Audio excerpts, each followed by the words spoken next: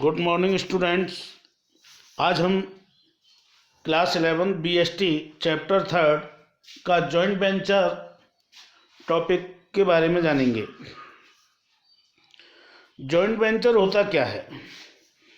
Joint venture का मतलब होता है बच्चों, जब कोई दो कंपनियां आपस में कोलैबोरेशन कर लेती हैं या मिलकर के एक हो जाती हैं तो उसे हम जॉइंट वेंचर कहते हैं।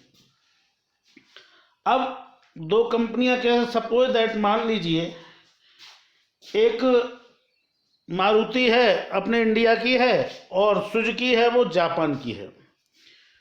कुछ स्पेयर पार्ट्स जो है बहुत अच्छे बनाती है सुजुकी और कुछ स्पेयर पार्ट्स बनाती है मारुति कंपनी। तो जब एक और दोनों कंपनी अगर अपना अपना प्रोडक्ट निकालें तो इतना बेटर प्रोडक्ट नहीं निकल पाता है जिससे कि मार्केट में उसकी अच्छी डिमांड हो। तो दोनों मिलकर के कोलैबोरेट कर लेती हैं, एक एग्रीमेंट कर लेती हैं कि हम दोनों मिलकर के, और मैं अपने पार्ट्स और दोनों कंपनी अपने अपने पार्ट्स को मिला करके एक नया प्रोडक्ट बनाती है जिसे बोलते हैं मारुति सुजुकी। तो जो दोनों कोलैबोरेट करती हैं और एक अच्छा प्रोडक्ट बन जाता है तो उसको जब वो मार्केट में निकालती हैं तो उससे जो है उसको बेनिफिट्स होते हैं। किसको? दोनों को बेनिफिट्स होते हैं। किस किस को? मारुति को भी बेनिफिट्स होंगे और सुजुकी को भी, दोनों को बेनिफिट्स होंगे। तो दोनों को म्यूचुअल बेनिफिट्स के लिए जो है बनाई जाती है। क्यों बनाई जाती है? जॉइंट वेंचर क्यों किया जाता है? म्यूचुअल बेनिफिट्स के लिए।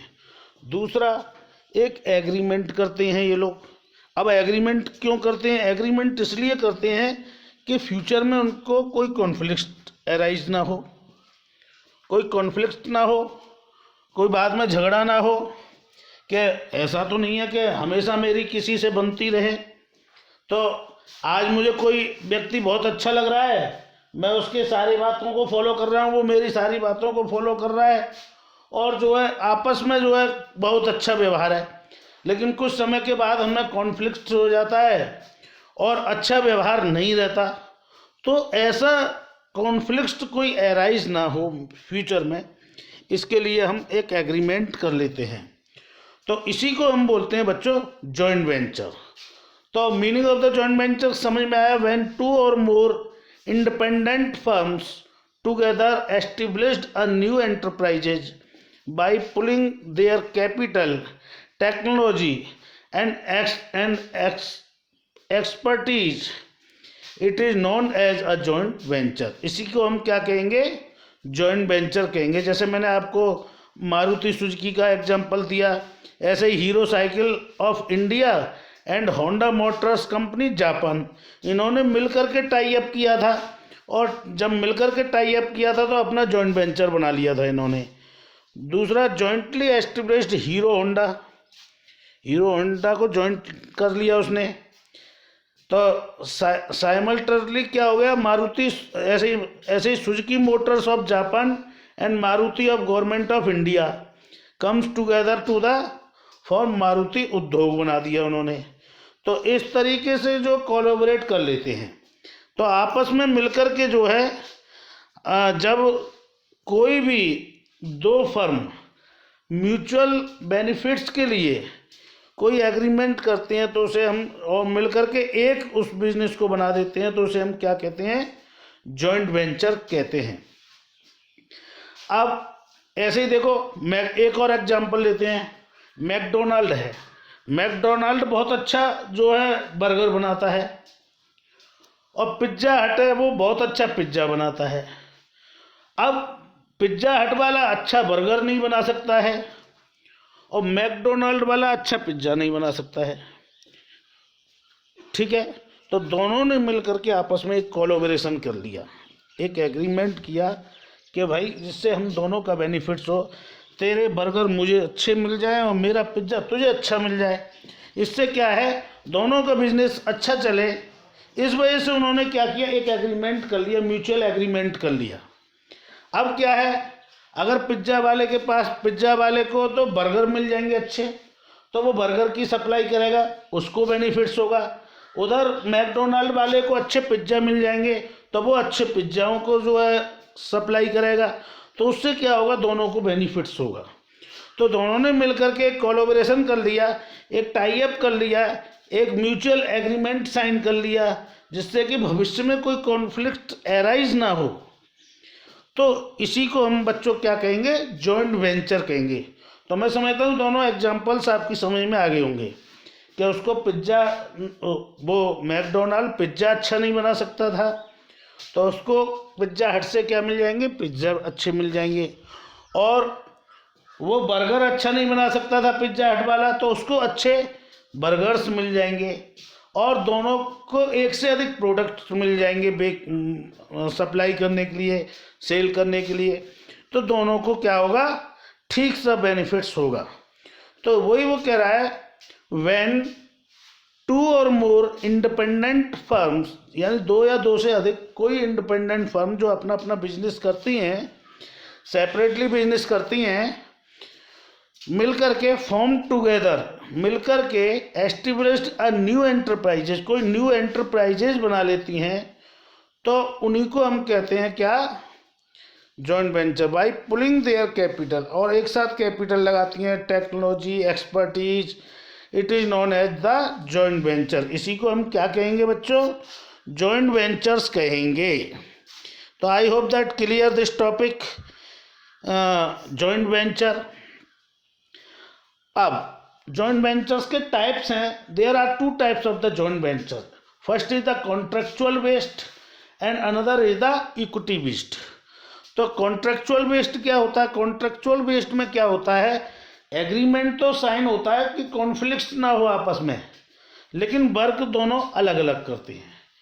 वर्क में कोई इंटरफेयर नहीं रहेगा एक फर्म का दूसरी फर्म के साथ, यानी कि ना तो वो अपना वर्क करेगी, वो अपना वर्क करेगी। दोनों कंपनी, 2 कंपनी है मान लो, एक तरह से मैकडोनाल्ड और पिज्ज़ा हट मान लो। पिज्ज़ा हट अपना पिज्ज़ा बनाएगा और जो है मैकडोनाल्ड अपना बर्गर बनाएगा, और दोनों अपना अपना वर्क अलग अलग करेंगे। कोई वो उसके वर्क को नहीं करेगा, दूसरा उसके वर्क को नहीं करेगा। तो जब ऐसा नहीं करेंगे, लेकिन साइन है, जॉइंट वेंचर है आपस में कि हाँ भाई हमारा कोई कॉन्फ्लिक्ट एराइज ना हो, हम दोनों का नाम, मेरे नाम को आप यूज करो और आपके नाम को मैं यूज करूँ। जस्ट लाइक दैट फ्रेंचीज जो होती है, फ्रेंचीज टाइप की जो होती है, उसे हम कहते हैं कॉन्ट्रेक्चुअल बेस्ड जॉइंट वेंचर। क्यों, उनका कॉन्ट्रैक्ट होता है बस, खाली वो नाम को यूज कर सकती हैं उसको, लेकिन वर्क वो क्या करेंगे, अपना ही करेंगे, दूसरे के वर्क में कोई भी हस्तक्षेप नहीं करेगा। तो क्लियर है। तो ये होगा कॉन्ट्रेक्चुअल बेस्ड। और इक्विटी बेस्ड क्या होता है, इक्विटी बेस्ड होता है जहाँ पर साइन होता है एक दूसरे का, और एक दूसरे का कॉन्ट्रेक्चुअल बेनिफिट के लिए होता है, और क्या है, एक नया बिजनेस बना लेते हैं, नए नाम से वो जॉइंट वेंचर बना लेते हैं। ठीक है ना। अब नए नाम से जो जॉइंट वेंचर बना लेते हैं, मान लो ए लिमिटेड कोई फर्म है, वो अपना बिजनेस करती है, बी लिमिटेड कोई फर्म है, वो अपना बिजनेस करती है, और सी लिमिटेड है, वो अपना बिजनेस करती है। 3 कंपनियां हैं, A limited, B limited, C limited. और A limited, B limited, C limited आपस में मिलकर के कोई बिजनेस करती हैं, वो मतलब अपना अपना अलग अलग बिजनेस करती हैं, लेकिन वो बिजनेस इतना अच्छा नहीं चल पाता।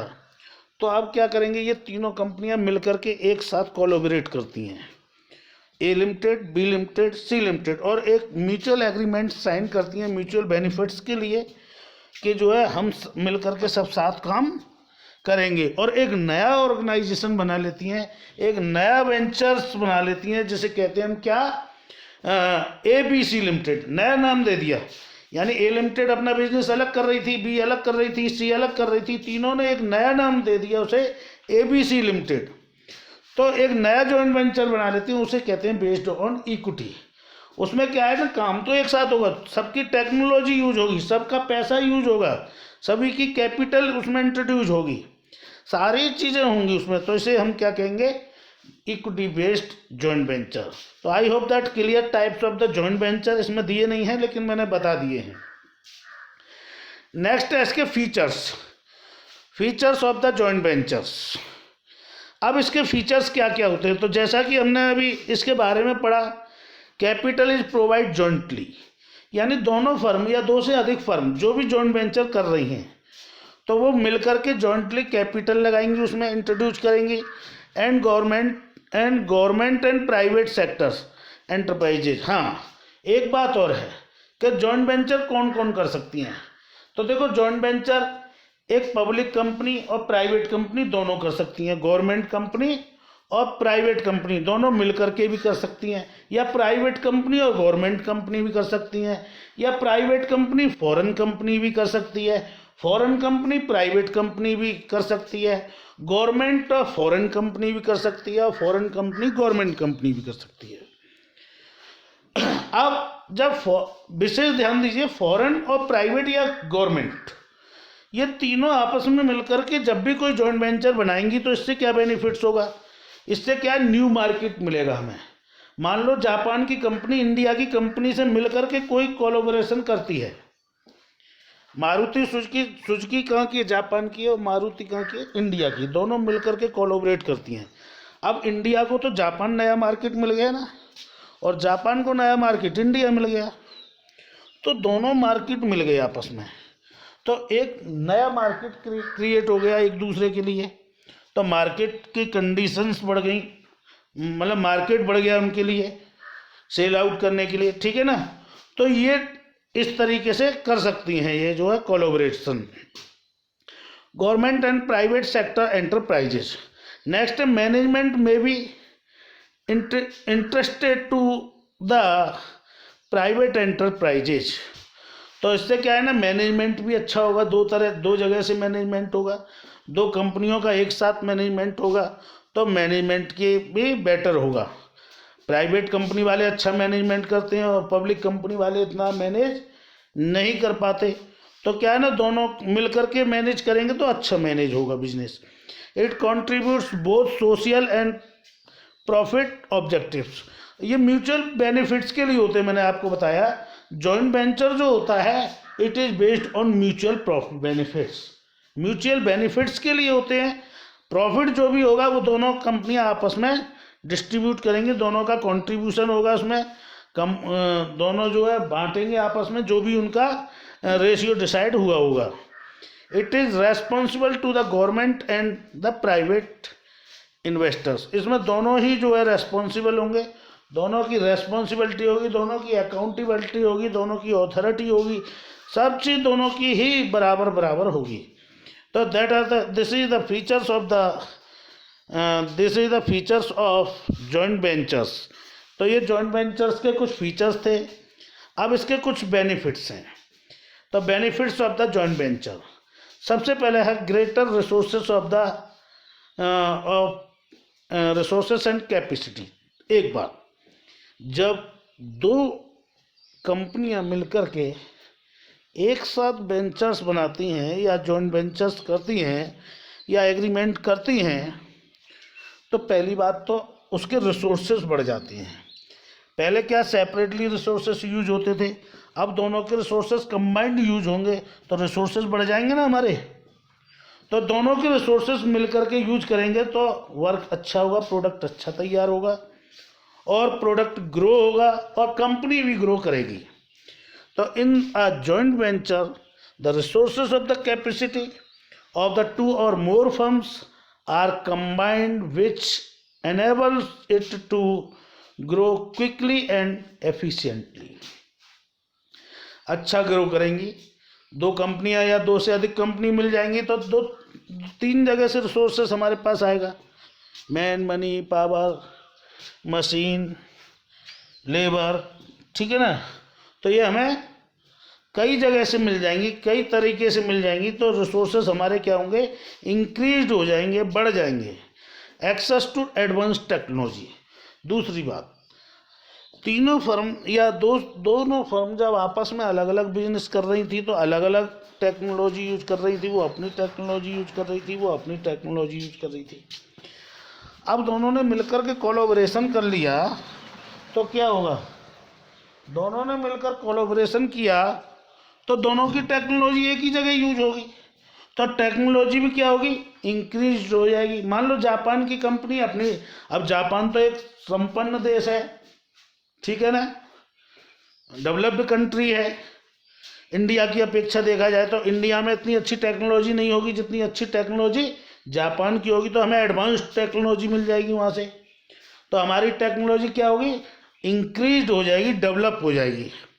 तो ये है, it provides access to advanced techniques of production which increase efficiency and then help in reduction in cost and improvement of the quality of product। इससे क्या होगा, प्रोडक्ट की क्वालिटी क्या होगी, इंक्रीज हो जाएगी। नेक्स्ट है access of new market and distribution network.